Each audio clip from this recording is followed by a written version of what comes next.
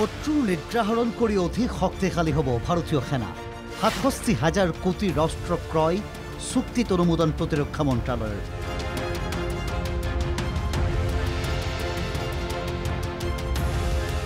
ভাৰতে ক্ৰয় কৰিব ১১০টা ব্ৰাহ্মোছ ছুপাৰছনিক ক্ৰুজ ক্ষেপণাস্ত্ৰ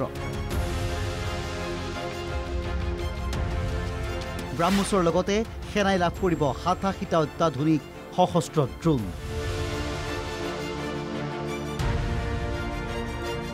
ড্ৰোন ক্ৰয়ত ব্যয় কৰা হ'ব প্ৰায় ২০,০০০ কোটি টকা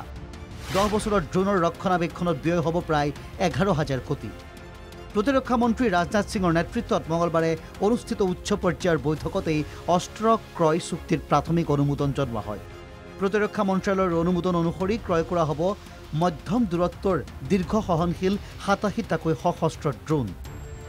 ৬০% দেশীয় উপকৰণেৰে প্ৰস্তুত কৰা হ'ব এই ড্ৰোন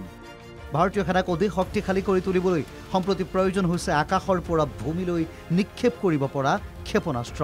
আৰু লেজাৰ নিয়ন্ত্ৰিত বোমা সমৃদ্ধ এই অত্যাধুনিক ড্ৰোন অপাৰেশ্যন সিন্দুৰৰ পিছত সেনাৰ তিনিওটা বাহিনীয়ে ইয়াৰ প্ৰয়োজন অনুভৱ কৰা বুলি প্ৰকাশ কৰে প্ৰতিৰক্ষা মন্ত্ৰালয়ে প্ৰতিৰক্ষা মন্ত্ৰালয়ৰ অনুমোদন ক্ৰমে ভাৰতে পুনৰ ১১০টা ব্ৰাহ্মোছ ক্ষেপণাস্ত্ৰ ক্ৰয়ৰ সিদ্ধান্ত গ্ৰহণ কৰিছে ভাৰত ৰাছিয়াৰ প্ৰতিৰক্ষা গৱেষকৰ যৌথ উদ্যোগত প্ৰস্তুত কৰা হৈছে এই বিধ্বংসী ব্ৰাহ্মোছ ক্ষেপণাস্ত্ৰ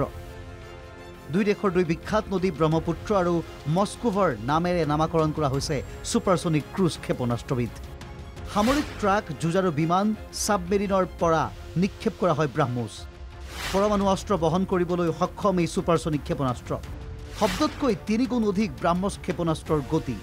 ২৯০ৰ পৰা ৪০০ কিলোমিটাৰ দূৰত্ব ভেদি এই ব্ৰাহ্মোছ ক্ষেপণাস্ত্ৰ